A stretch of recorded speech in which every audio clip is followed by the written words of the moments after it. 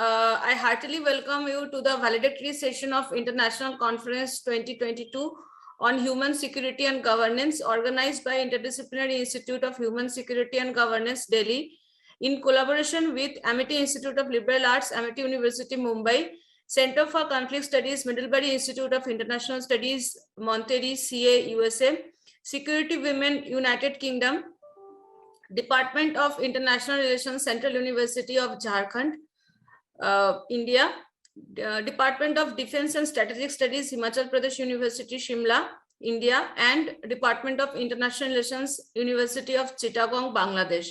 Media partners are Global Tribune, Conference Alerts, and Asiana Times. Asiana Times is already publishing our divided report in their website. So if you want to check, you can read that. And also we will share YouTube videos later on with you all, so that you can, if you missed any session, you can again see that. I'm very happy to inform you that more than 400 academicians, policy practitioners, and social activists have joined and presented paper in this conference from all parts of the world. We have almost 200 papers with diversified perspectives and new thoughts. If you read paper titles and abstracts, I hope you agree. Some topics may sound very controversial and some topics may seem illogical to someone, but this platform is for dialogue and discussion. Therefore, we accommodated all. In fact, that is the main notion of human security. It gives space and priority to every human individual. To give a small report, now I want to invite our rapporteurs, Dr. Somdata Banerjee, Assistant Professor, Department of Political Science, New Alipur College, Kolkata, also a member of our committee of IIHSG, and Ishita Ray, who is state-aided college teacher, Department of Environmental Studies, New Alipur College, Kolkata. Over to you, Somdata and Ishita. Thank you, Dr. Basistha. Now I am going to place the report of this conference. The earlier concept of security of individual and nation was rooted in the concept of sovereignty. The security of citizens was secured by promoting state or national security. It has been traditionally assumed that if a state is secure, then its citizens will be secure, since security will trickle down to the citizens. Such a security is achieved by securing the elements of the state. The Second World War and subsequent deliberations in various UN-based conferences brought out the limitations of state or national security-based security and the need for protecting the people's life. During 1990s, especially as the Cold War ended, it became clear that the traditional concept of security was not enough to accommodate human welfare, especially the emancipation of poor, marginalized sections, and disadvantaged groups. It was realized that the human rights approach should be reinforced with developmental measures and security of the people across the globe. It was clearly understood that people-centered security or human security is essential for national, regional, and global stability. What was needed was a multidimensional concept of human security that covered human development, international relations, strategic studies, and human rights. In this context, the UNDP's 1994 Human Development Report was a milestone which highlighted the need for human security to fight global insecurities haunting people, especially the poor, marginalized, and the disadvantaged. The HDR 1994 has brought out convincingly the need for the human security and concept and its operationalization. The COVID situation made it evident that human security is the most significant concern for the international system at present.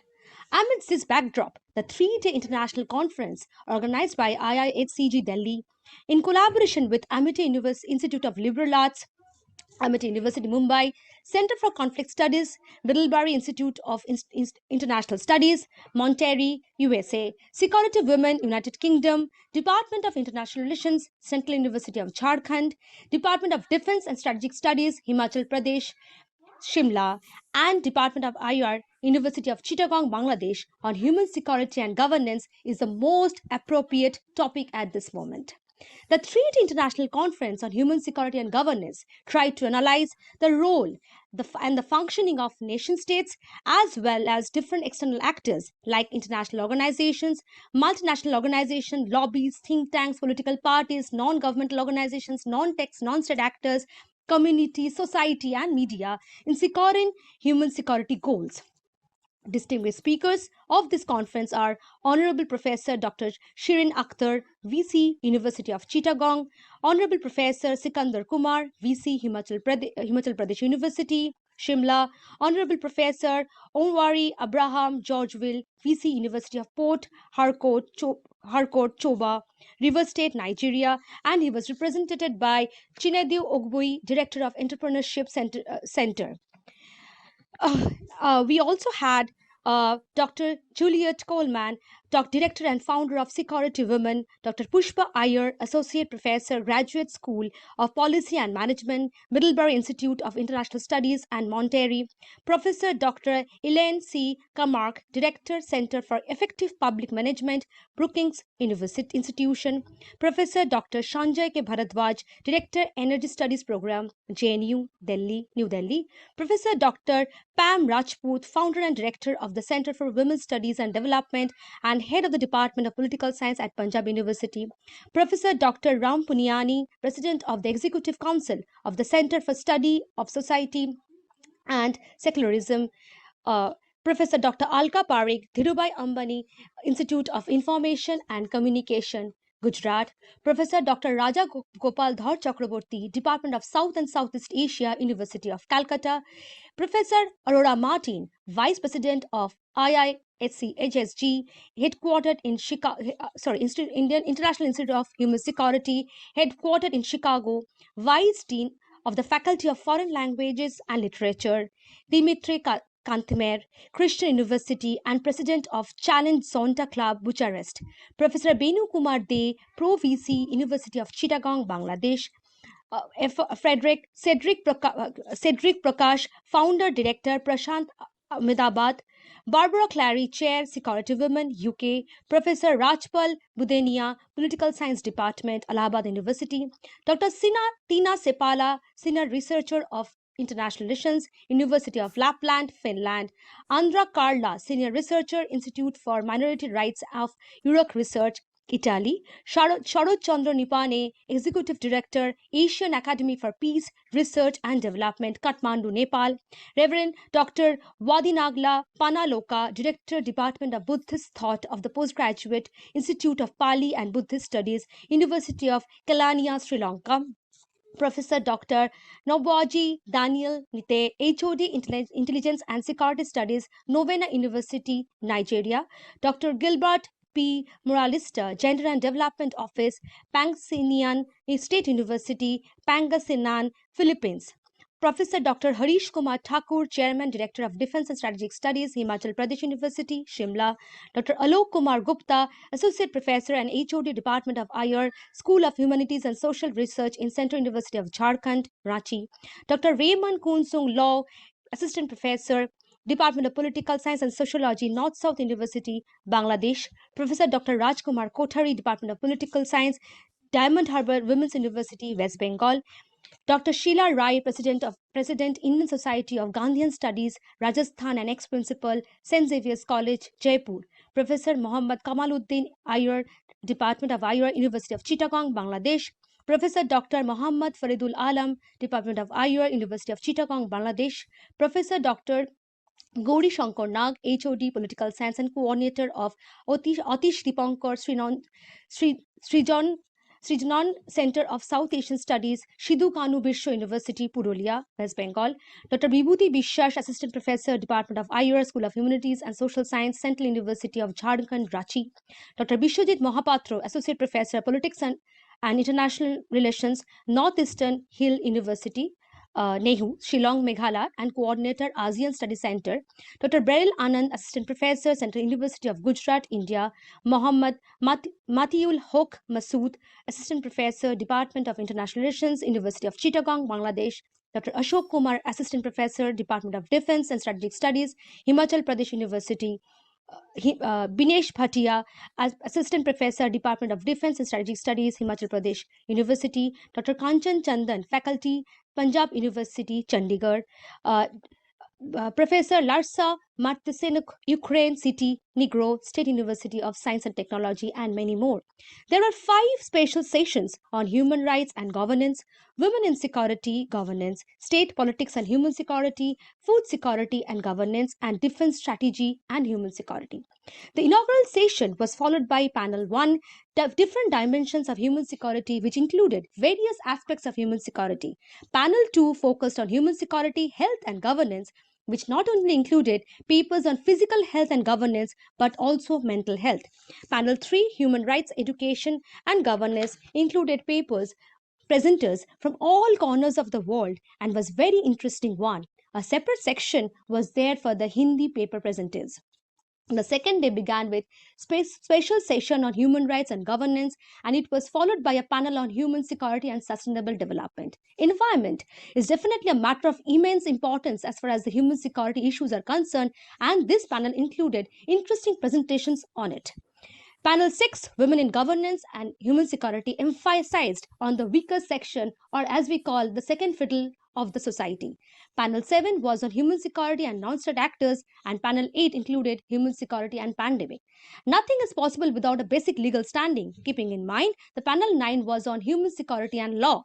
Another significant concern is the child security. Children are the most vulnerable section in our society, and this was well taken up by the papers on child security and governance. More than 400 academicians, policy practitioners, and social activists have registered for this conference from all parts of the world, and as Dr. Bashish just now said, more than 200 paper presenters presented in this conference from every corner of the globe, like Poland, Nigeria, Philippines, Finland, Malaysia, Saudi Arabia, Pakistan, Canada, to mention a few. The convener of the conference, Dr. Nandini Bashish, Executive Director, Honorary, Interdisciplinary Institute of Human Security and Governance, and Assistant Professor, Amity Institute of Liberal Arts, Amity University, Mumbai, India, and her team, along with the organizing secretary of the conference, Dr. Shujit Dotto, Chairman and Associate Professor, Department of IR, University of Chittagong, Bangladesh, did a commendable job of compiling so many papers and successfully organizing the conference in such a grand scale. Before I end, I would like to take the opportunity to thank my co-rapporteur, Professor Ishita Rai, for helping me to prepare this report. Can I ask Ishita just to switch on her video so that we can also see you? Are you there, Ishita? Thank you, Ishita, for helping me out. And I beg a pardon. Like, if I have mispronounced anybody's name, I'm very sorry. Like, that is our, the diction becomes problematic. For that reason, I'm very sorry. And thank you so much for letting me prepare the report and preparing it and presenting it in front of you. Over to you, Dr. Bashish. Thank you. Thank you, Somdatta. Thank you, Ishita. And Somdatta, you actually touched every, I think, portion of the conference. So the people present here who are not present in whole of the 3 days may understood what we have done. Thank you again, Somdatta and Ishita. Now, without delay, I want to go ahead. Although we are talking about different dimensions of human security,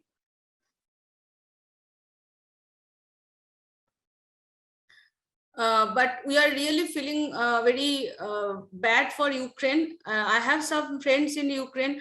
I tried to contact them so that they can share their views in this turbulent time. One of them, Dr. Yelena Prokhorova, who was a guest of honor in our last conference.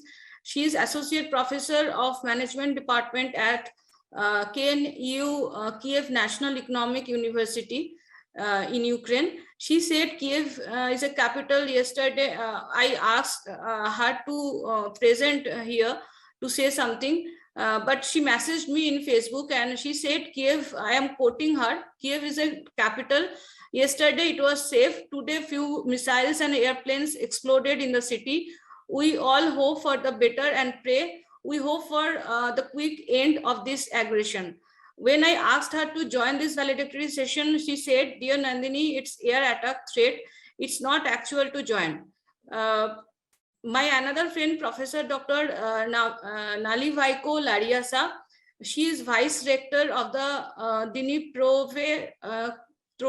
State University of Internal Affairs and Doctor of Law, and also a honored lawyer of Ukraine. We invited her as guest of honor. Ma'am, please say something.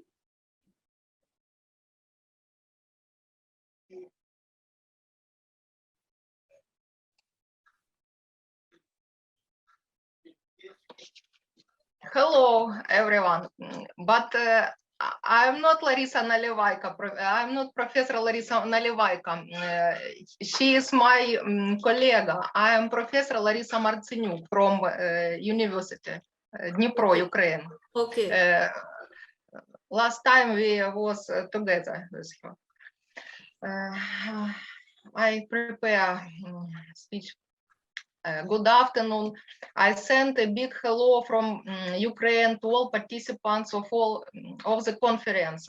Thanks to the organizers for holding a conference on such an actual topic. I work as a professor of economics. I work at 3 universities. I just want to live quietly in a peaceful country and teach students. Yesterday at 5 a.m. I heard the sounds of an airplane. When there was an explosion and fireworks, a military unit caught fire, which is located not far from my private house. When they said on the news that there were military missiles or rockets all over Ukraine at military units. Yesterday, there were huge queues at grocery stores and at gas stations. Today, there is no such panic anymore. As my relatives and friends from different cities in Ukraine say, tanks and missiles, rockets are being observed. There is already great destruction of infrastructure, bridges, buildings, and so on. Terrorists say that the Chernobyl nuclear power plant yesterday, and now there is a threat to all of Europe. Today, our President Zelensky announced a general mobilization for citizens from 18 to 60 years old. We all must go into battle, but I want to say that the Ukrainians don't want war, especially with the Russians. Many Ukrainians have relatives in Russia, and in turn, many Russians have relatives in Ukraine. We don't want to kill each other. We each have our own territory. Russia has its own, Ukraine has its own. In my opinion, it's necessary to stop the war in a civilized way without increasing the army from both sides, but in such a way that it would be unprofitable for the Russian government to seize new territory so that they would not have funds for military equipment. I thank everyone for their attention to Ukraine, for their desire to help resolve the conflict as quickly as possible peacefully.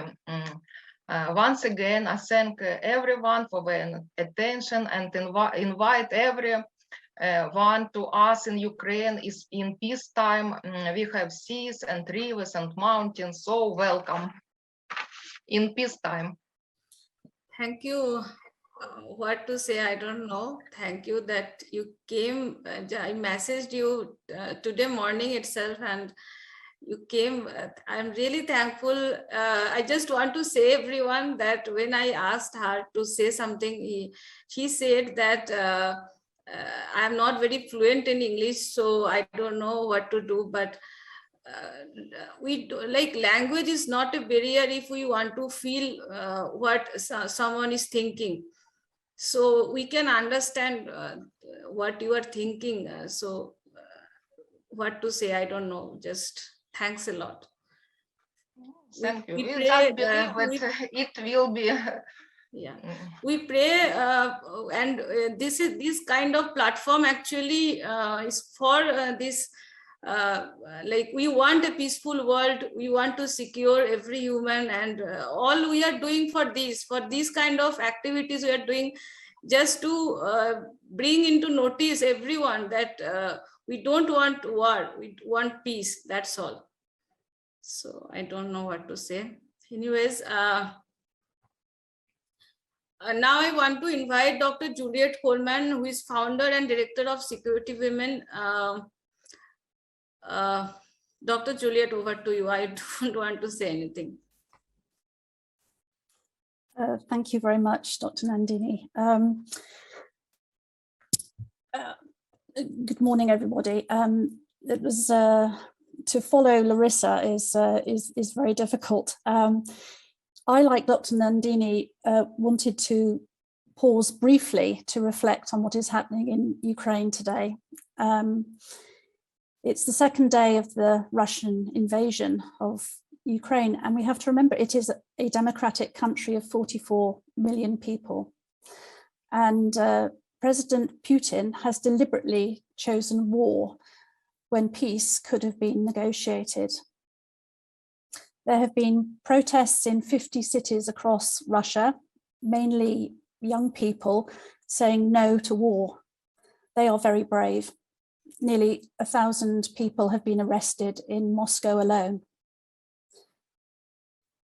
So, but our thoughts, though, are with the Ukrainian people and how frightening it must be for them. There are 100,000 people, we gather, are migrating, fearing for their security, moving to neighbouring countries like Moldova, Romania, and Poland. Where will it end? I'm sure we all feel a sense of shock and sadness. To return to the purpose of my speech, which is Dr. Nandini has given me the job of giving the valedictory speech. So I'd like to say, fellow academics, students, and interested parties, my name is Juliet Colman. I'm the director of SecurityWomen, which is an organisation that advocates for more women in security institutions, both in country and as UN peacekeepers. And I'm delighted to be here, albeit virtually, at this IIHSG conference on human security and governance, and giving this valedictory address. This conference has been a packed and enlightening 3 days, and I hope everyone attending and participating has been inspired and taken on board much learning. It has done a good job in reminding everybody of the United Nations Universal Declaration of Human Rights, which includes the right of every person to feel safe and secure. And that right is in Sustainable Development Goal 16, which is for achievement by 2030.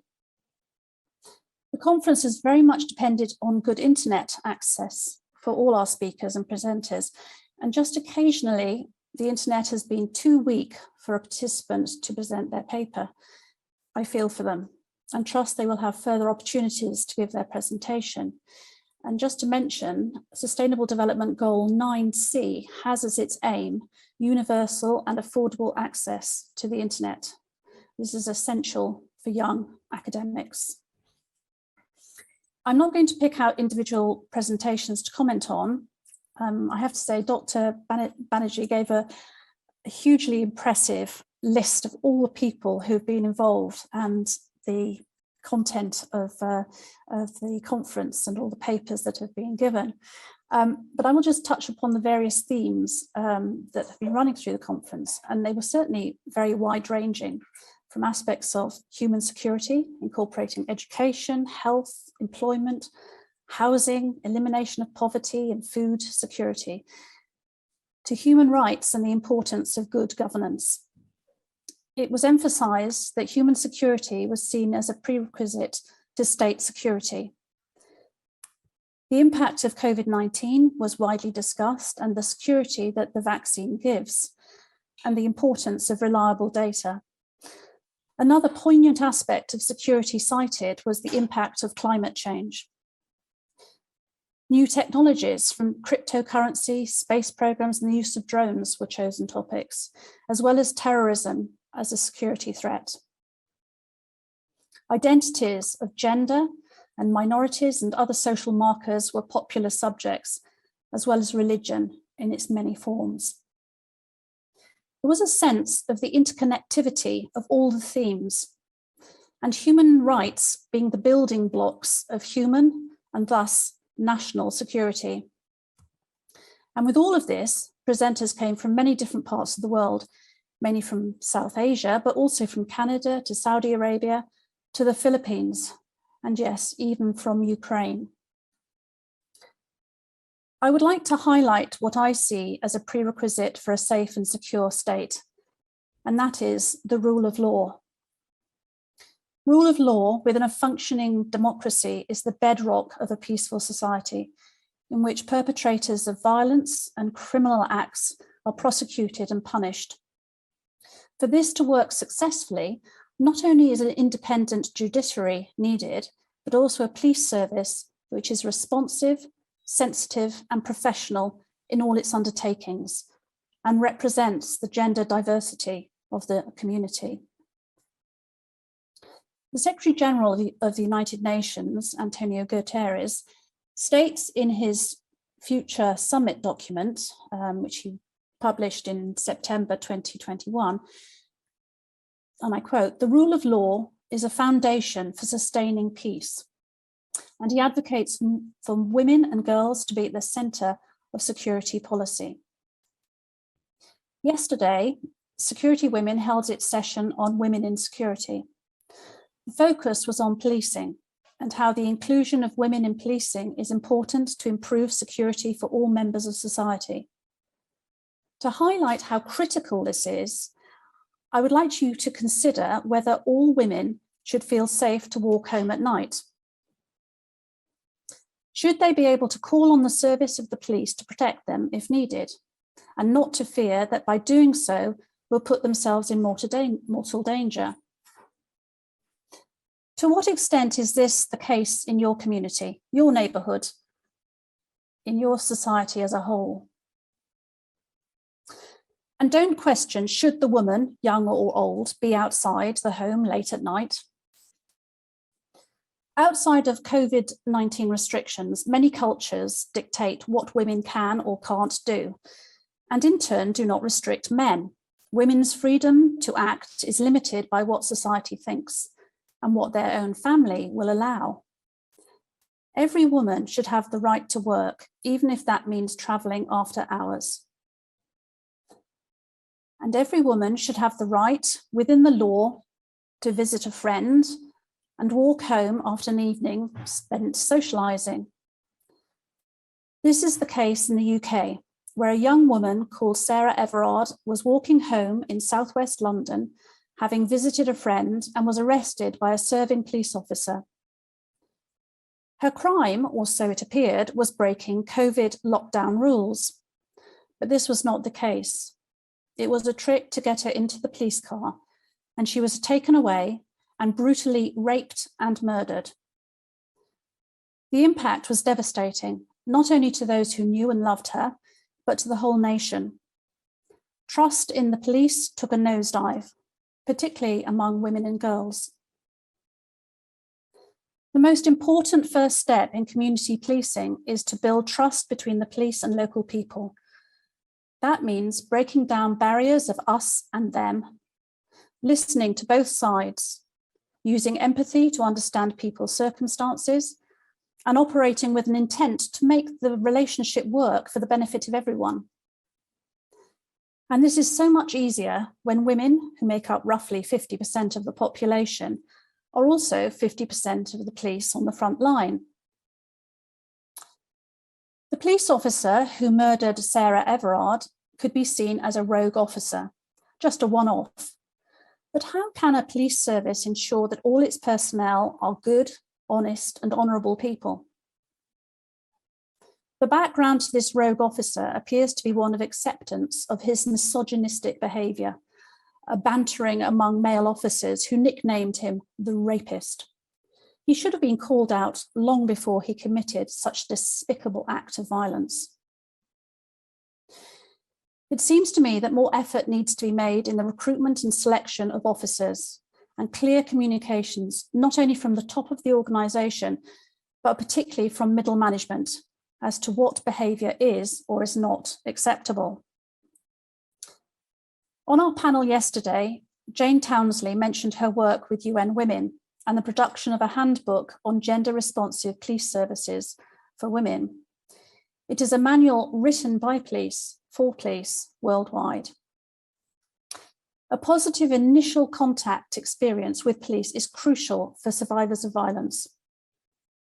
A high-quality police and justice response must be available and accessible to all women and girls who are navigating an often complex justice system, especially those who are most marginalised and are at greater risk of experiencing violence. While having more female officers will increase people's, particularly women's, trust in the police, lasting change requires transforming police cultures through better policies, structures, and practices. There are existing global and country-specific handbooks and training materials for law enforcement. What immediately comes to mind are the DCAF, that is the Geneva Centre for Security Sector Governance, their publications, DCAF publications. For example, there's training resources on police reform and gender, and these are available on their website. During the last couple of years of the COVID pandemic, countries across the world have imposed lockdowns to varying degrees, and that has restricted the freedom of movement of people, some so restrictive that people have been unable to leave their homes. This has automatically placed more stress on women, having to do a higher share of cooking, cleaning, and childcare. But a big impact of the pandemic, referred to as the hidden epidemic, is the increase in gender-based violence. Spikes in domestic violence were seen across the world. Where data exists worldwide, only 1 out of 10 female survivors of violence seek help from the police, according to a 2015 United Nations report. This is due to a number of factors, including the shame related with the violence, fear of payback, the high costs of accessing services, or a lack of knowledge of how and where to access services. This can lead to re-victimization. Providing access to survivor-centered services such as immediate and long-term healthcare, counselling, timely police response, access to justice, as well as safe accommodation and shelter can help women and girls break recurring cycles of violence and begin to recover. In India, there are women-only police stations. A news item from India Today has the headline, and I quote, "Delhi Police inaugurates 11 pink booths in Northwest area to ensure better safety of women." Here, pink-coloured structures are erected within the grounds of existing police stations in parts of Delhi. The aim of this initiative, police said, is to bring women police officers to the forefront in traditional policing roles. If this works, this is to be applauded. It struck me, however, how sad it was that a police service for women had to be separate from mainstream policing. And what does that say about the capabilities of the police service in general? Do they find it difficult to keep women safe and secure? What priority is given to women and girls? On the other hand, if women find it easier to identify help when needed through such initiatives, then it may provide a stepping stone to building integrated police services and help garner trust between the police and the community.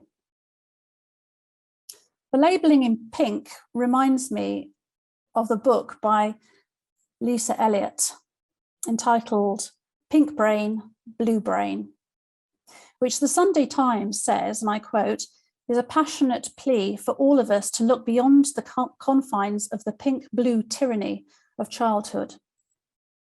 It explores how we all want our children to develop their potential to the full. But from the moment they are born, and even before, they are being programmed with a set of expectations and norms that will hold them back and stifle their development. When it comes to security, are we unwittingly reinforcing gender stereotypes? We need to hang on to the evidence before us that when it comes to the safety and security of all members of society, whether men, women, boys, girls, security can be so much better with a gender-balanced workforce, whether in policing, private security, peacekeeping, or armed forces.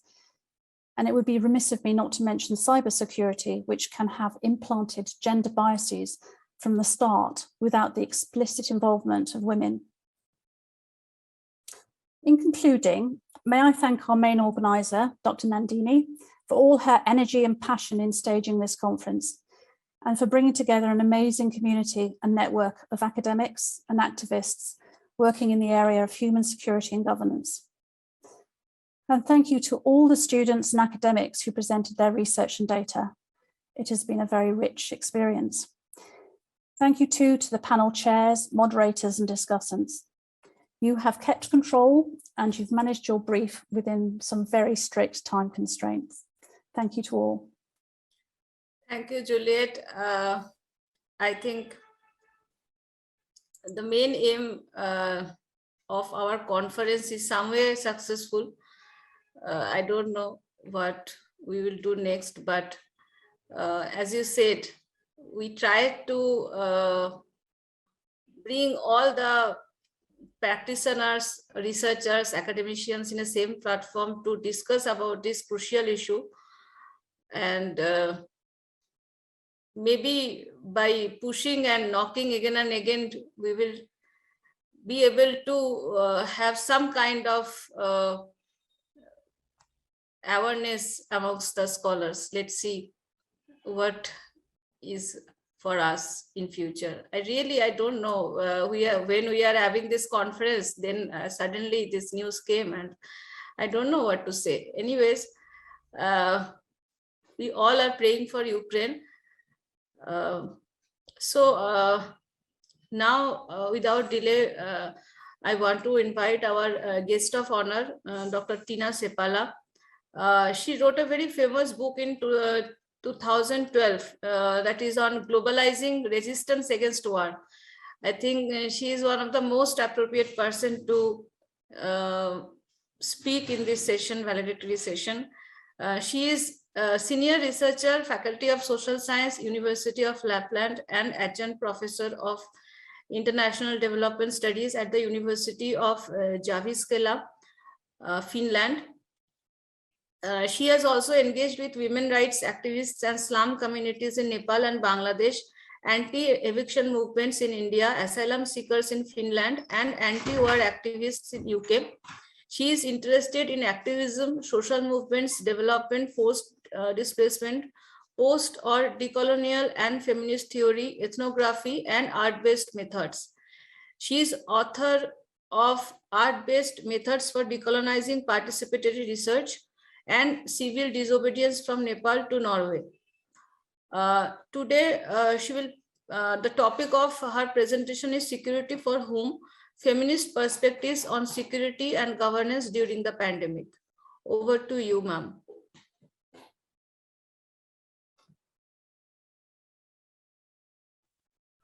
Hello.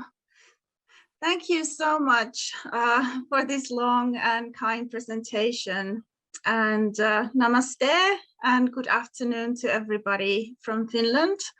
I'm very honored of the invitation to be speaking here today to you. And I really want to warmly thank everybody in the organizing team. And I have to say also that when I submitted the abstract of my presentation perhaps 1 month ago, so the situation here in Europe didn't seem so gloomy and sad as it looks today. So hearing already from several other speakers how we feel about the situation with Ukraine, and that just yesterday the Putin started this military aggression against the independent state of Ukraine. And somehow I felt that because of this situation, it is necessary for me to slightly modify my speech today. And the original purpose of my talk was to discuss critically this kind of mainstream conceptualizations of security, which are often quite male-oriented and state-driven, and also quite Eurocentric in many ways. And I've been talking with my colleagues, and we organized a panel where we discussed the ways in which we saw that this whole academic and political debates have been sort of dominated by these very traditional conceptualizations of security, even in this time of pandemic.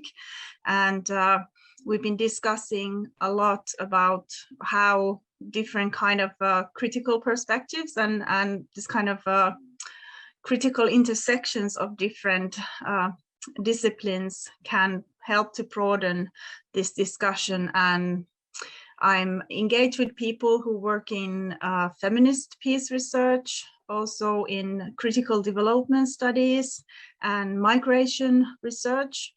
I think that this is and post-colonial studies. So I think that this kind of critical approaches are really different from my own background. For example, I did my PhD in 2010 in international relations, and yeah, I think I'll talk about the traditional views of our discipline in a second. But I thought that I would want to talk about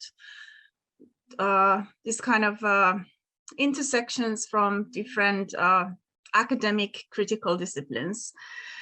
But I think that I would like to also today now move back a bit because of the current situation. And while I think that still this question can remain, that we should think about always when we talk about security, that whose security are we actually talking about, and under what terms this security can be constructed and maintained, and what kind of purposes certain understandings and practices of security actually serve.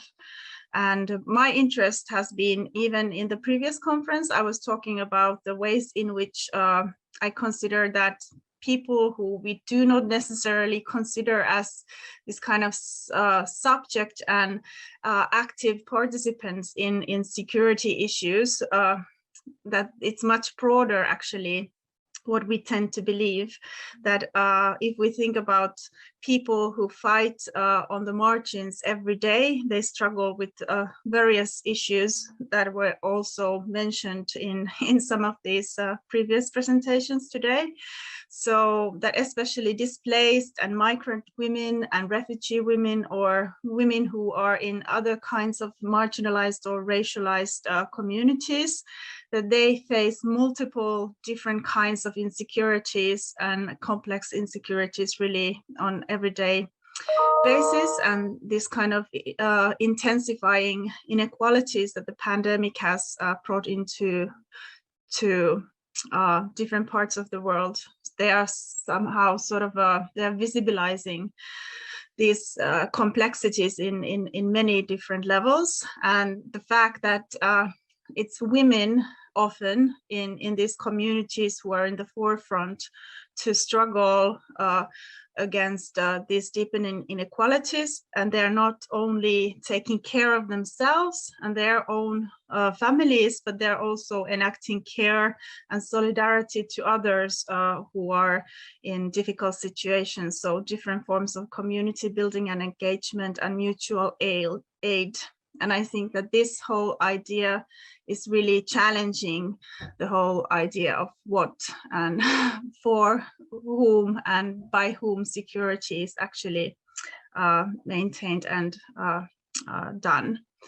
So at the moment, thinking that people are dying very close to my own country, Finland is a country that was a former colony of Russia, and that's why I think that it's also important for us to talk about security on those terms when the tanks are rolling and people are being really hurt by military attacks. So I heard that there's 137 casualties since yesterday and many more wounded. So I think that I've worked around these concepts of war and peace and conflict and security since the beginning of my academic career in 2001.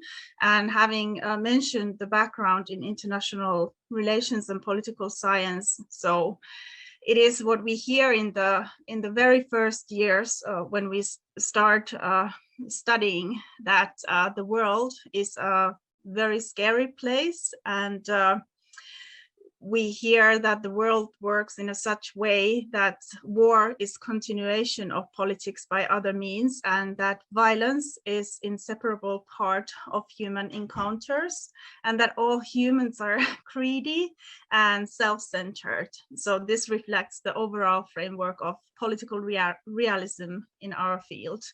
And then after that, we're being taught that in order to think differently about the human nature and the world, and its unequal and violent character. So we can think through this kind of lens of idealism, and that's represented as a counter approach to this political ideology, as well as academic approach of political realism.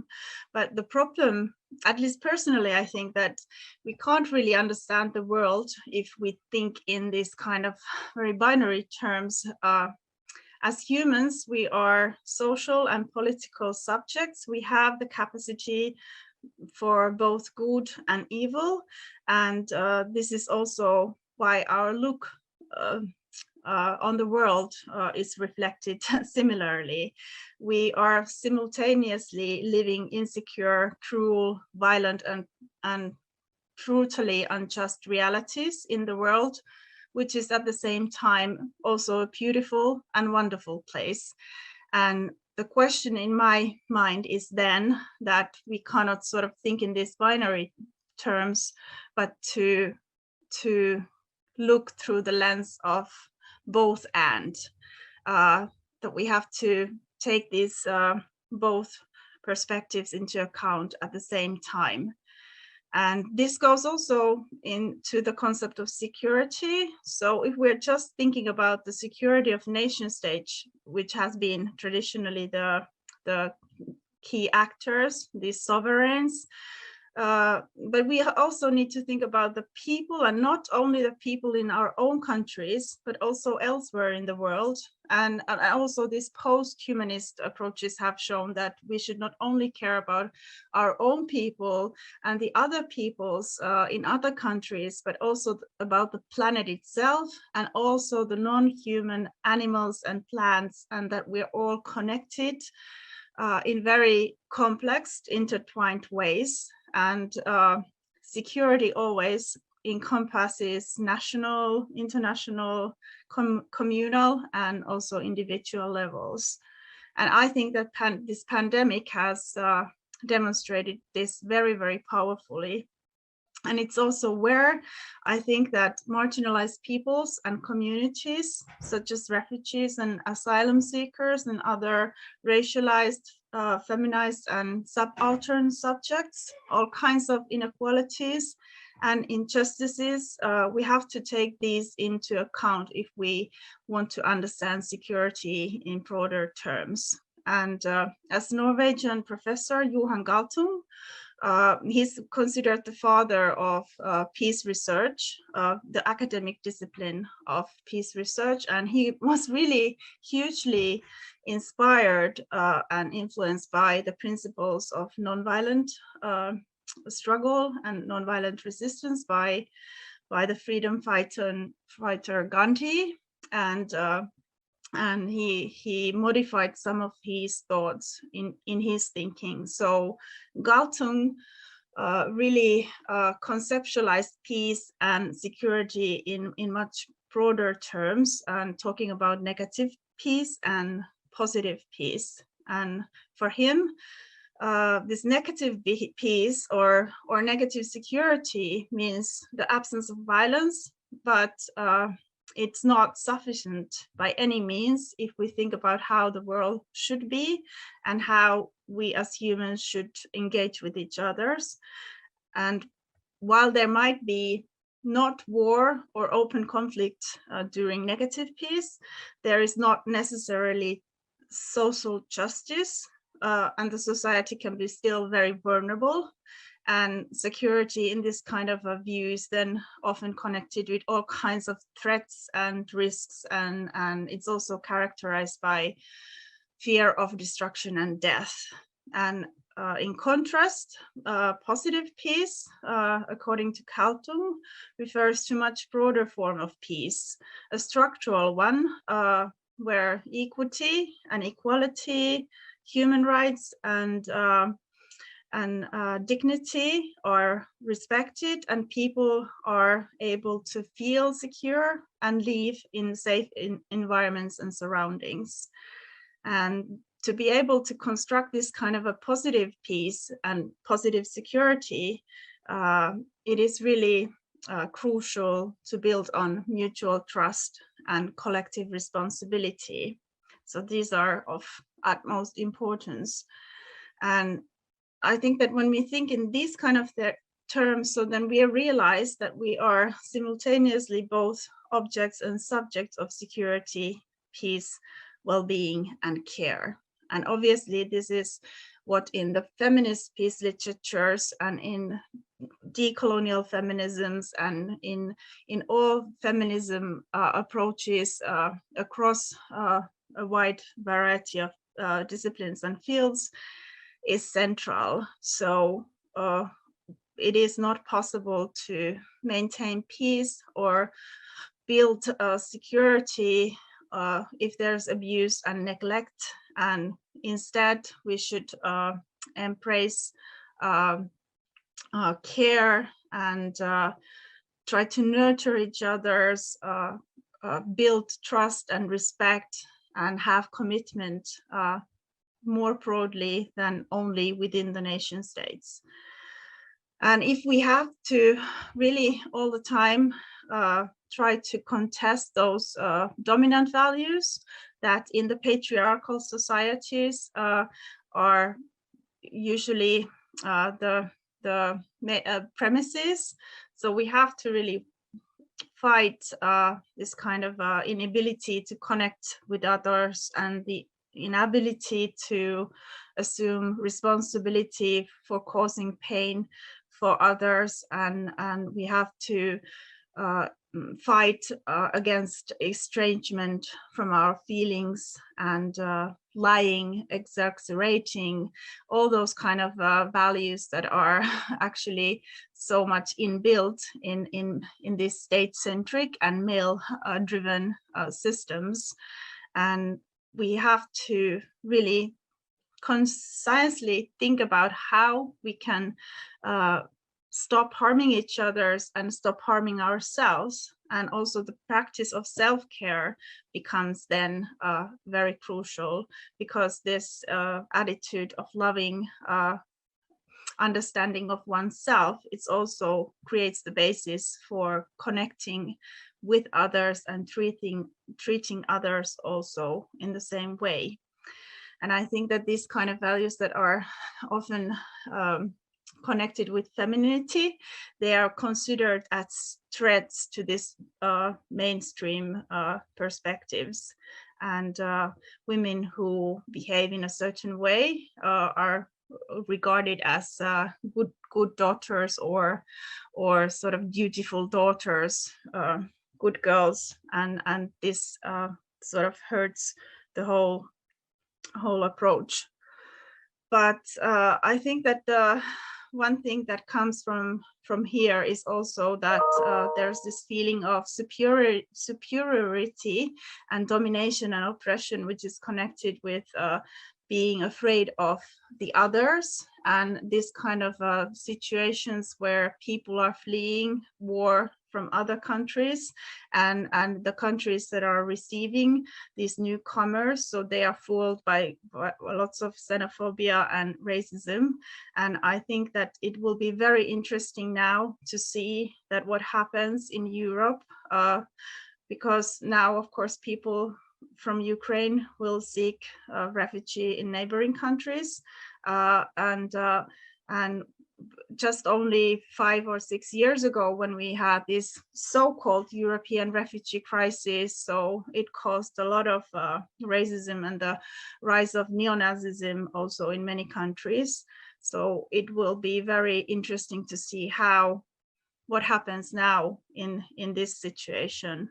Because in 2015, the governments all over Europe, they started to use very strong rhetoric against the asylum seekers, and they also introduced a very broad range of kind of controls and measures for asylum seekers, and gave lower social benefits, and all kinds of new legislation was formed in order to reduce the number of incomers, and it was the kind of terminology of illegality became also very prevalent, and this kind of technologies of citizenships, which are constitutive of this state and nationhood, they actually serve to maintain this kind of structural inequality in global terms, and they reinforce these kind of racialized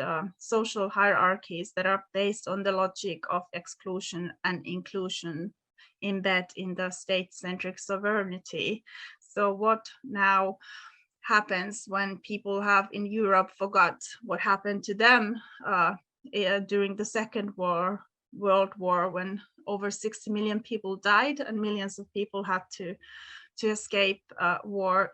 Europeans had to escape war, and then this kind of refugee flow that we saw, it sort of reminds us of so many issues that should be really taken into consideration at all possible levels. And especially, of course, women and children in wartime situations are those who suffer the most. And I also think that that's why in situations like this, we need to look into the feminist peace research and also post-colonial and decolonial theorizations to fight this kind of Eurocentric perceptions, but also very patriarchal and male-dominated perspectives. And it will be interesting to see what will happen with these borders now that have been closed for almost a couple of years because of the pandemic, and who is allowed to cross and who is not, and from whom we are supposedly protecting each others, and how we are pushing away some others and perhaps accepting then some others.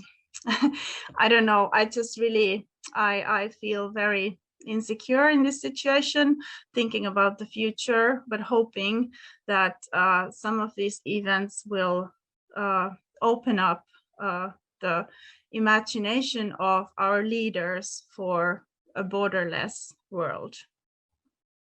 Thank you. Thank you, Tiina. I think whatever you said is we all are thinking, and let's see, we all are feeling insecure. So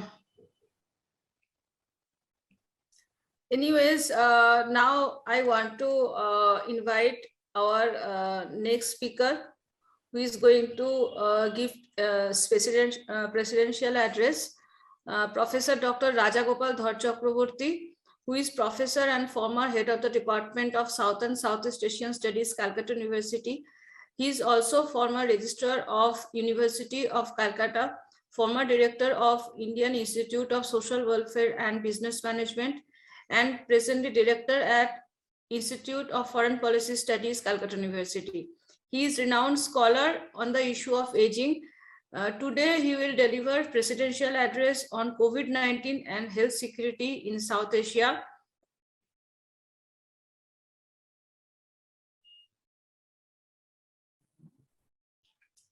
Sir, over to you. Okay. Am I audible, Nandini? Yes, yes. Okay, thank you very much, Nandini, and I'm really elated to join this August gathering. I never imagined that there could be so many, as you said, the 400 scholars, serious researchers in the field of human security assembled together making their presentations. Nandini, if I remember correctly, you know that 20 years back when I was teaching human development, I remember I was teaching human development in the masters and MPhil classes in the Calcutta University. I could see a girl minutely listening to small issues of human development and making all calculations, yes. And today, you know that little girl, Nandini, yes. Sir, I learned human security from you only. Yes, when I see, you know, that when I see you making this conference, making the presentations, you know, that my dream that humans posts should be secured, that poor people should be more empowered, women should be more empowered. What I was presenting in the class today, you know, that my dream has been fulfilled in the sense that you have organized such a big gathering. You have developed a lot of interest in human security. You have edited and written many books. Thank you so much, Nandini, for inviting me here. Ladies and gentlemen, yes, as you hear from Nandini, Dr. Nandini Basistha, you know that I'll be speaking to you on COVID-19 and human security. And I have made some slides which I would like to share. And yes, so Nandini, can I share my slides? Is it? Sir, you are co-host now, so you can share. Yeah.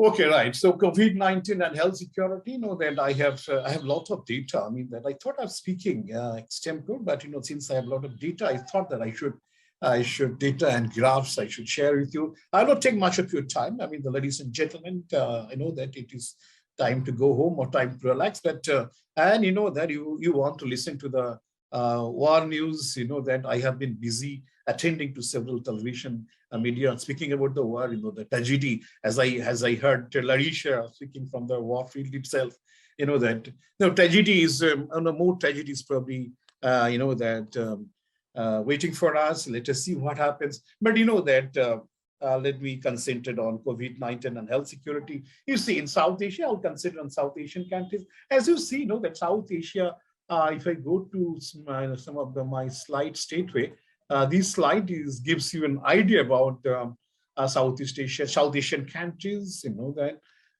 yes, they have a life expectancy which is improving. They have a GDP per capita which is also rising, but compared to many other countries, still very low. But they have some of the countries in South Asia, India, Pakistan, Bangladesh has a huge population. It does not require much of a mention. But you know, at the same time, if you see the poverty, you know, it is enormous.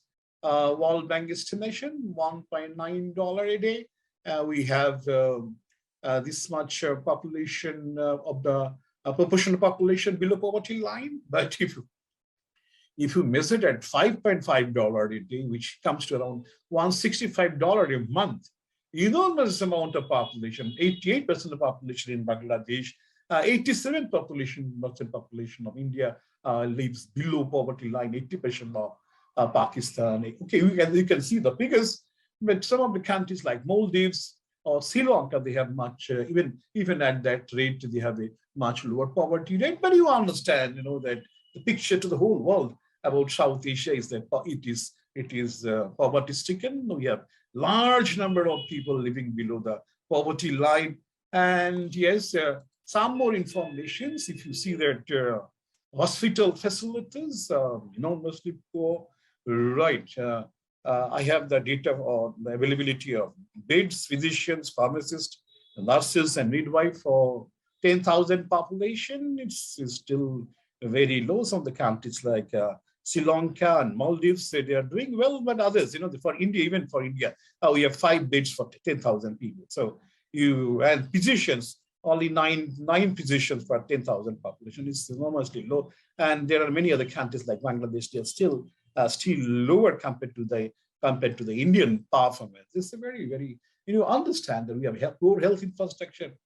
We have the general low living standard, and that when COVID-19 visited all over the world, it did not spare these poor countries. Then many people thought that even health security being much in danger, yes, but ladies and gentlemen, if you see the COVID performances in this region, performance was, I would say that still better compared to many other countries. And I have this total infection since its beginning to till 21st of February, infection in all the countries, total infections. And I have the fatality, and I have that CFR, which means case fatality rate. And case fatality rate means that percentage of infected people who died. Percentage of infected people died. Let us come to India first. 1.195, which is the case fatality rate in this country. Yes, we have a large number of dead. 500,000 people died of COVID-19, and you just see 42 million people affected. But the CFR is still 1.19. That Bhutan is a much lower. They have only 6 deaths, 0.058. Maldives has 0.175. Except Afghanistan, that the case fatality rate is still not very high. And if I come to the comparison with other countries, ladies and gentlemen, the countries which are now in war, Russia, that they have a much higher case fatality rate.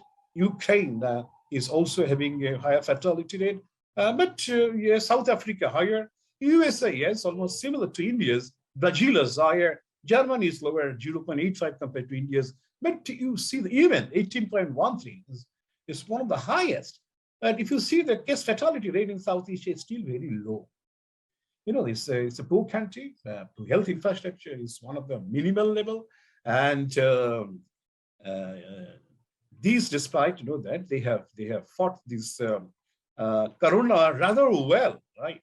So I wanted to examine why this happened. That performance was better. Right, they have fought the battle better than many other countries, including many developed countries. So yes, you see that one reason could be that there are government spending. That government spending and people out of pocket spending on health by people. In Bangladesh, you see that government spends around 26% about the healthcare, and people spend around 74%. And yes, government spending, yes, although it is not much, but still not very insignificant. In Bhutan, it is government spending 67%. And yes, I have got for several countries. In Maldives, it's 79%. Government spends so much money on healthcare. And as we have seen that Maldives has a very high, successful combating performance with regard to COVID-19. Their CFR is one of the lowest in the world. And yes, you can see Nepal. Only Nepal spends much more than what many other countries do, almost 50% private versus public. Yes, Sri Lanka also is very similar. So that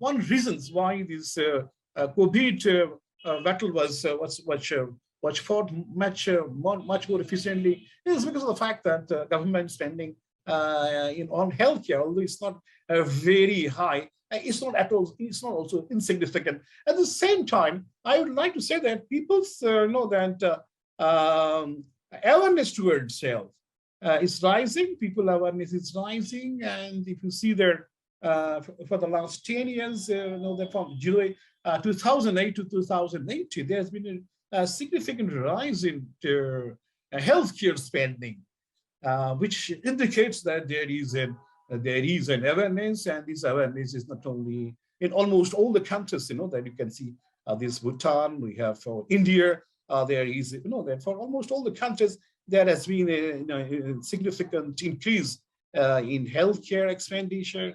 And then I know that also, not only their awareness, government spending is significant, people are aware, they're also spending more money on healthcare and vaccination practice. If you see the vaccination, and yes, that you have to ignore Afghanistan, another nation busy in fighting unnecessarily, that as a result, their human security is one of the lowest possible, and they could vaccinate only 14% people. But you see, India is 1.8 billion doses of vaccination, one of the highest in the world, although we could fully vaccinate 58% population. Sri Lanka has vaccinated much more, slightly higher. Bhutan, you see the 81%, Maldives 93%. Even Bangladesh has vaccinated, fully vaccinated 50% of the population. So vaccination is done,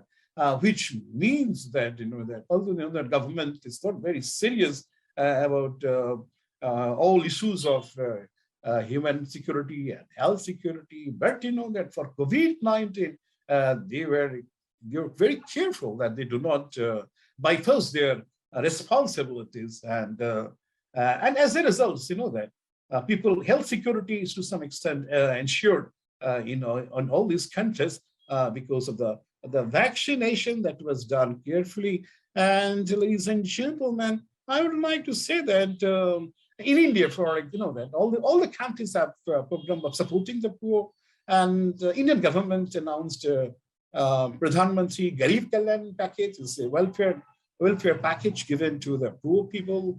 I know that is a kind of a support on food, on a direct money transfer. And I know that many such things, welfare things were provided by the government, and the government also ensured that they get enough good nutrition, protein in the form of distributing lentils and pulses and grams. And I know that it was distributed so well. Yes, I know that government program has its own lapses. I don't deny that.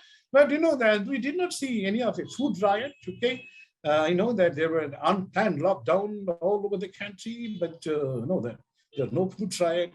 We did not see much of. Yes, people lost their jobs. Many people are still fighting to get their jobs secured. But that to a great extent, human food requirement, food needs were met adequately. As a result, we don't see much of increased hunger or so to say, any kind of people's dissatisfaction reflected in the form of unrest, etc. But that what are the consequences because of all these measures? We see that South Asia, they have they have fought the COVID cases successfully well. This graph shows for Nepal, you see that the first phase, second phase, the third wave, that is almost coming to an end. And this is true for almost, that this is, I show it for Nepal. Then, that you can see for India, you see that almost third wave is coming to an end in India. Right. Yes, we have several waves in Pakistan, but also that they are contained.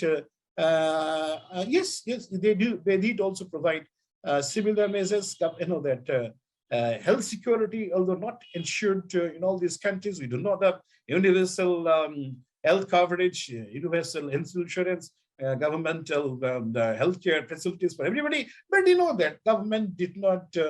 That ignored its responsibilities at the time of a time of emergency, vaccination, that food supports, healthcare, whatever that possible. It was all ensured. Even in Afghanistan, you can see that there is an end of the last wave. We cannot say that it's the end of COVID-19, but at least the last wave which has entered It has been successfully fought. And in Maldives, you can see this is, that I have tried to enter the data for all the countries, but that coming to Ukraine, yes, we have all sympathy for the country. They are yet to settle their third wave, right? But even then, that the cruel, I do not know whether I should call the Russians cruel, but definitely since the Ukraine was attacked by Russians, even when they are unable to control their third wave, there is an attack, and I do not know. I mean, that this will disrupt the COVID protocols. It will disrupt supply chains, and that this third wave, whether they will be able to wrap up. I'm not very sure about it. And if you come to know that vaccination programs, for the last few days, you can see from 8 January 2022, there is a serious decline of vaccinations. People were so much worried about, for war preparation, etc. In fully vaccinated was only 33%. We have seen that in South Asia, fully vaccinated was, ignoring Afghanistan, everywhere it is above 50%. And it is only 33%. Ukraine is a much developed nation. And if you see that Ukraine's Human Development Index is much higher compared to any of the South Asian countries, but you see that they could not concentrate much on vaccination. Ladies and gentlemen, if you look to Russia, that yes, their vaccination fully vaccinated. Russia has innovated. 3 vaccinations, which WHO recognized, but their own country is fully vaccinated is 50%. That they are concentrating much on war, but that they are neglecting their own citizens, and you can see this vaccination is being ignored because they have to fight the war. So, ladies and gentlemen, what I would like to say is that yes. We thought that South Asia may not be able to fight this COVID pandemic. Yes, but COVID pandemic was fought well. Could be because of the democratic governments that exist in many countries, at least in the large populous countries. And this was, that is some kind of morally boosting to the people and policymakers of other countries, that the government has to intervene and do the minimum measures, and even the minimum measures were good enough to protect its people. You see that why I say that, although it's not physically possible, we do not have resources to provide universal healthcare in any of the South Asia. It's not possible. And Maldives might be able to do it. Bhutan, that Bhutan is doing significantly well because of its emphasis on happy living, happy index. That they are a different country, low population within South Asia, but even the large populous countries like India, Bangladesh, and even Pakistan, all of them are doing well. So you see that human security, if you say that, that several indicators are in disturbance. Yes, but if you take COVID-19 tackling part of it, I would say that human security is not disturbed at all. Or at the same time, it could be that people are also fully aware of their responsibilities and they have responded well. They have adhered to the COVID protocols, and as a result, COVID performance is much better. Thank you very much, ladies and gentlemen. Thank you very much. Thank you, sir. I enjoy actually your presentation. Whenever I invite you, you come in spite of your busy schedule. And when I see you, I just nobody wants to grow older. So I feel like I'm 20 years young. So thanks a lot, sir. Really, I learned human security from you. And what I think personally that many people don't take it otherwise. They prepare paper on need-based manner. For example, if someone is organizing some seminar on environmental protection, they go to Google and they collect some material and they prepare a paper. I'm not saying this to all, but sometimes people do that kind of thing. But what I feel personally, that if you are working on some topic, you are doing some research, you have to believe on that issue and you have to love the topic. So you can work from your heart and you will be supporting the cause also. So what I think, when you are teaching green technology and many things which are like linked to this human security concept, I was really thinking to support this cause, and whatever I am doing to make people aware, writing books or organizing conferences on human security, just to create a platform where we can unite and we can say that we don't want war and we want human security protection remedies and more policies supporting to that. Thanks a lot, sir. And we learned a lot from your presentation with data, because sometimes like you need proof. If you are saying that we are not lagging behind in human security index, people will not understand. If you are saying by proof, then only people will understand how much we are lagging. Because sometimes like if you see development by only good roads and many new towns, etc., you will not understand that how many people are in poverty and how much insecurity we are having for women, for child, etc. So all these things, I think people should discuss, people should come on a same platform to talk more on that. Thank you, sir, again. Now, without delay, I want to invite our special addressee, Dr. Alok Kumar Gupta, to deliver his address. He is Head and Dean, Department of International Relations, School of Humanities and Social Sciences, Central University of Jharkhand. He did his master's and PhD from JNU, New Delhi. He has published several books and over 100 research articles on issues pertaining to foreign policy, national politics, international relations, defense and security, terrorism, and internal conflicts in different journals and books. Prior to joining academic world, he was also serving as journalist and is an alumnus of IIMC New Delhi. Today, he will speak on children's rights and governance in India. Over to you, sir. Thank you, Dr. Nandini Vasist. Am I audible? Yes, sir. I do not know how much of time I have. Sir, you can speak.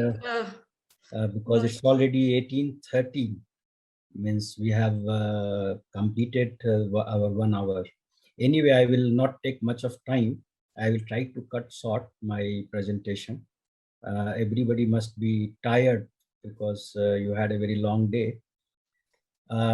In the beginning of the valedictory session, I found you were quite speechless, and so were the next two speakers who followed you, relating to what is happening in the Ukraine.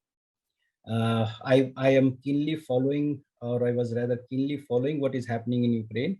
And I wrote a couple of pieces last week in which I tried to analyze that war is not going to happen because we are in an international, liberal international order where economic diplomacy precedes military diplomacy. And that's how the world has been evolving in the aftermath of the Cold War. But I have been proven wrong Thursday morning when Russian attacked on Ukraine. I was, till Wednesday, I was of the opinion that one of the parties would chicken out and things will settle. But the fate of both Russia and Ukraine were decided otherwise. Now this happening, has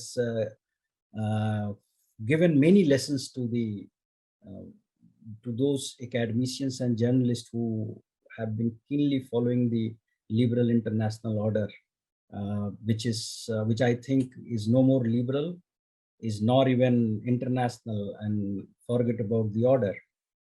And this proves that the theme on which you organized this 3-day long workshop, or rather international conference, is more relevant because at the core of every conflict, in the zone of chaos, in the zone of conflict, women and children are the most vulnerable lot. And given that kind of a situation, war cannot be the instrumentality of ensuring human security. So we have to, the global community, the global thinking being have to think about an alternative path to ensuring human security. So that way, I mean, the entire exercise that you undertook over the last 3 days became more and more relevant. Now, my deliberation was supposed to be on children rights and governance in India.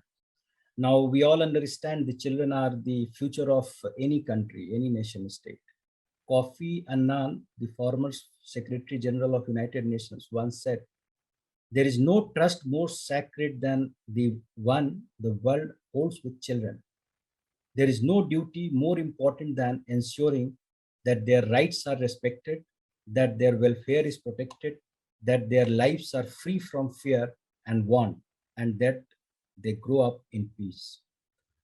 Now, that sums up in these few words the kind of importance which should be accorded to the children across the globe.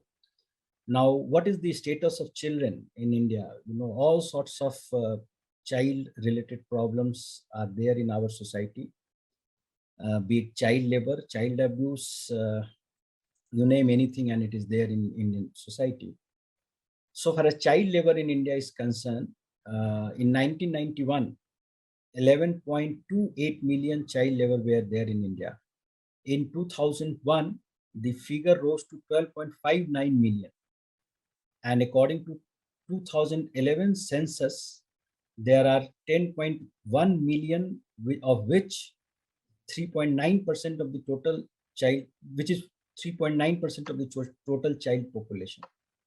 And when I am talking about child labor, what I mean to refer to is children between the age group of 5 to 14 years. So see, India has the largest number of child laborers under the age of 14 in the world, with an estimated 12.6 million children engaged in hazardous occupations. UNICEF data of 2019 reveals that in India, 8,24,000 children below the age of 5 died. That is 2,257 under the age of 5 children died almost every day. And nearly half of all children deaths under 5 in India are attributed to malnutrition or undernutrition. 1 in every 11 children in India is working when they should be at school. Like this, you can go on, and you have, tremendous amount of facts doing the rounds in different literature regarding the status of children in India. Now, see, on the other hand, I read somewhere in a piece by Kailash Satyarthi, who is a Nobel laureate, and we all know that he is working for the cause of children. He says the world's annual military expenditure as of 2020 was 1981 billion. That is $1,981 billion. Now, what we need to bring all children to primary school is just $22 billion. That is just 4.5 days of global military expenditure.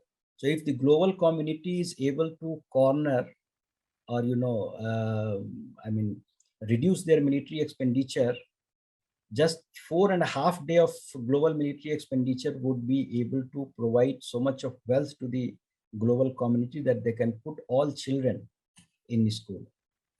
And if we consider bringing all children up to the age of 15 years to school, then we need $40 billion, which is again less than 9 days of global military expenditure. So you yourself, can make out, what is the situation and what needs to be done. This shows that children are not our political priority. And, then there are literature related to who is a child. Then there are, number of international conventions, right from UN to, United Nations Convention on Rights of the Child, which defines who is a child and what consists of child labor, or how we can define child labor, who is an urban child labor, who is a rural child labor. The different categories of definitions are there. Now, what are the major causes?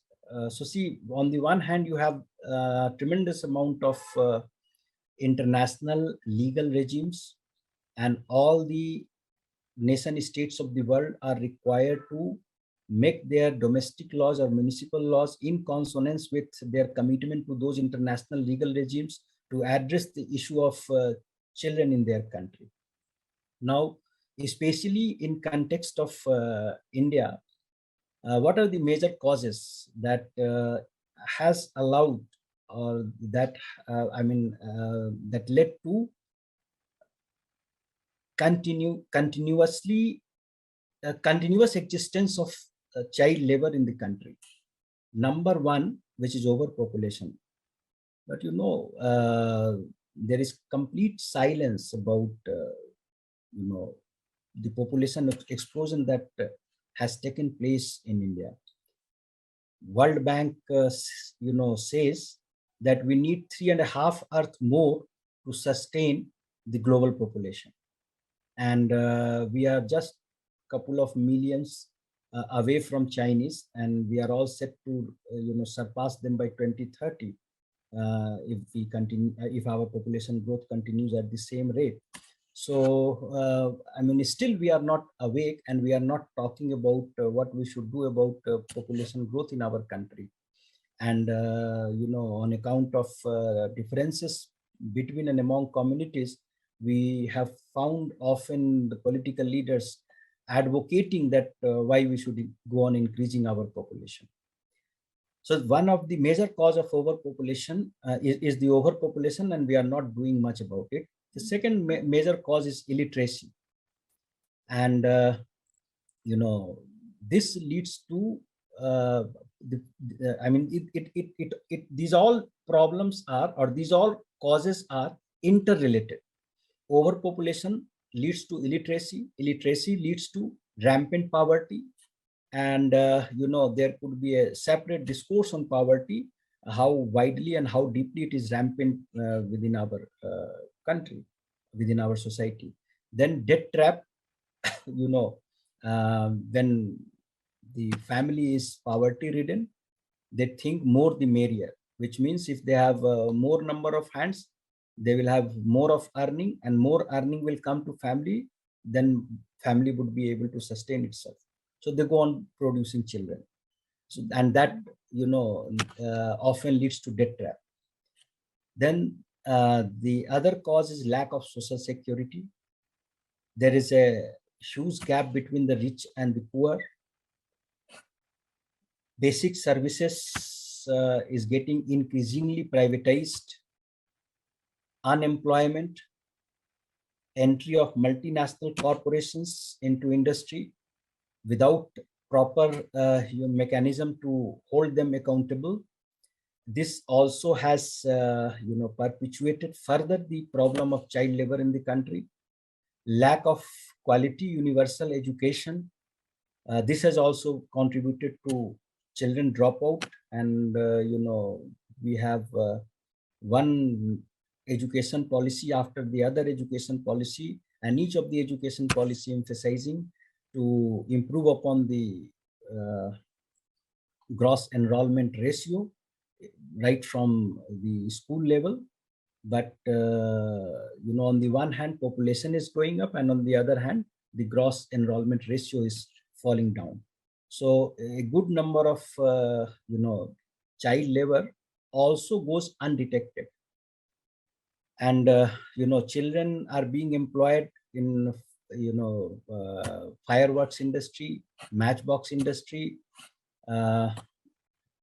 pencil industry, slate industry, carpet industry. There are also industries where Mostly girls are being employed, like in cotton seed production industry. So like that, you have several, industry across the country in which children are being employed. And why, this employment of children takes place? Because of the tenderness of their body parts. And, that happens to be the demand of certain industry. So preferably they go for children. In most cases, children are favored as they are docile. And, since they are docile, they can be exploited. So that is another reason that, children are employed in industries.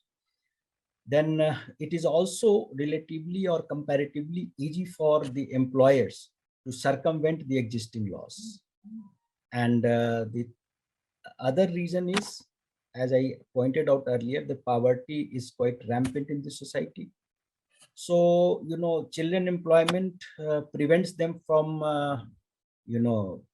starvation. They also prevent them from committing crimes. So, poor parents, they think that if child is not going to school, let him go to work. And that would also supplement the parents' income. So the cheap labor for the employer and some modicum of earning for the family. This leads to employment of children. And there are major consequences which manifest itself in terms of child abuse. And that is we come across in newspapers about the cases of physical, emotional, sexual abuse of children. We keep reading about how domestic workers in urban areas are beaten up, exploited. They work on low wages. They work as bonded laborers. They do slavery. They are tortured psychologically. They get mentally disturbed. They fail to pick up many of the social skills and even the survival skills. And put together all of these, they find somewhat they become somewhat social misfit. So they have no choice but to keep working, or they, keep themselves engaged the way they are engaged. And at times their bodies ache, minds fog, hearts cry, spirits bleed. But on the orders of the employer, they work for maybe more than 10 hours or 11 hours or maybe more than that. Now, why the problem persists? Due to obviously inefficiency of the law and administrative systems. Municipal laws are there. For almost every crime there is a law, but then they are hardly ever implemented in right spirit. And India has been quite famous in the words of one political scientist, that India is a soft state because we are very good at making laws and policy, but we are very slow and have a lackluster approach when it comes to implementation of those laws. Because other reason is because it benefits employers who can reduce general wage levels. Then on the part of political leadership, there is lack of political will to ensure or to opt for a complete ban on child labor, make it a very severely punishable offense. Then this has also got to do something with the social stratification, where you will find the children mostly come from the low caste groups such as Dalits or marginalized tribal groups. So to summing up, I need quite a lot of time to explain all of these issues.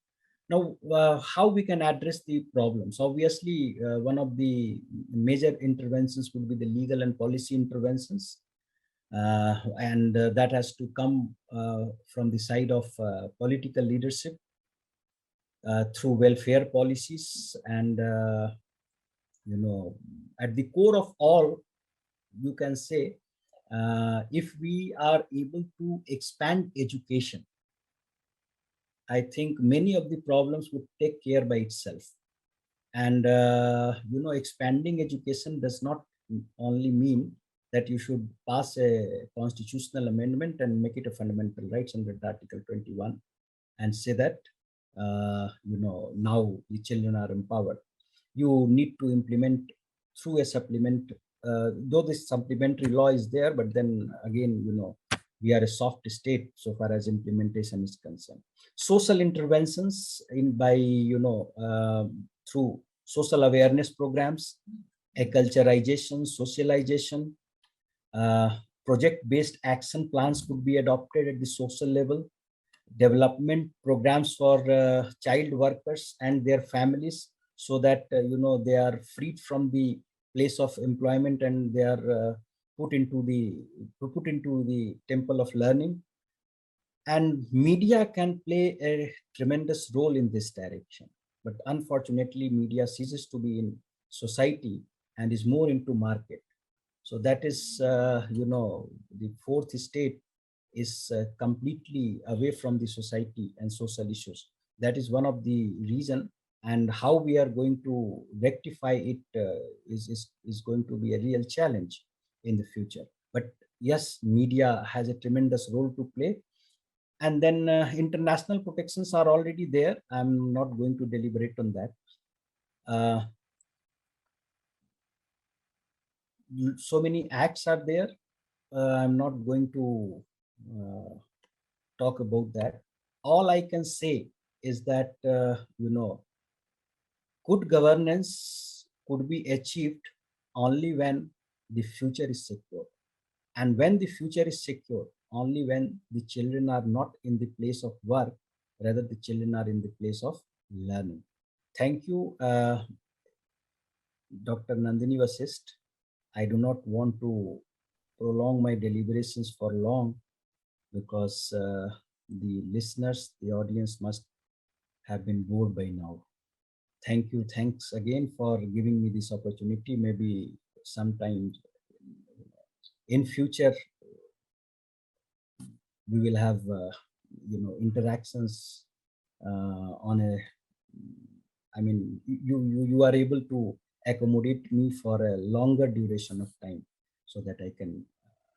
Thank you, sir. And people are not getting bored. They are writing in the chat box. You can read. They are actually enjoying your presentation. And thank you for touching a very important dimension of human security. Because in INGO and in Valedictory, I think you are the only one who is touching this issue. We are having deliberations on different issues on human security, but yours is not like different from any other presentations in inaugural and valedictory. So thanks a lot, and we enjoyed your presentation. Thank you, sir. Now we had two more guests in the valedictory. One is Professor Aurora Martin.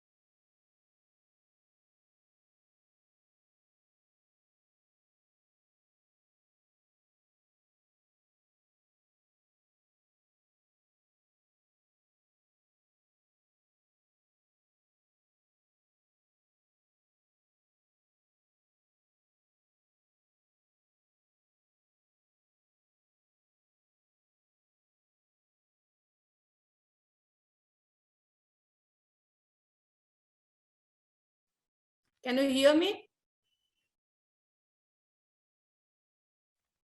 Yes, you are audible. Sorry, I got disconnected. I don't know why. Anyways, so without delay, now I want to end the session, 3 days conference. And it's time to thank everyone. I hope you all got many new inputs and ideas and clarification of many questions regarding human security and governance. Before conclude, I want to deliver vote of thanks to all collaborators.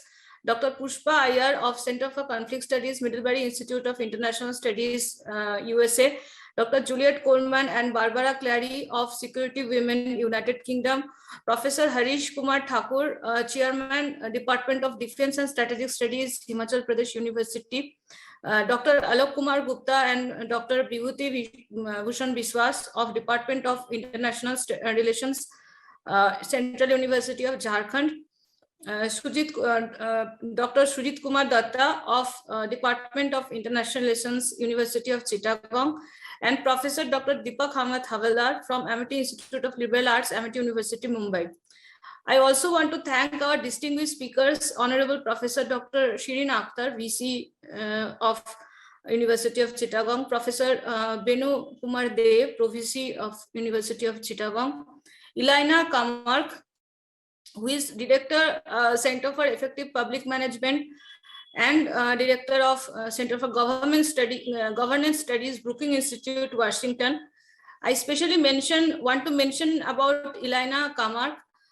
She wrote to me in the night of 22nd that she's having some flu.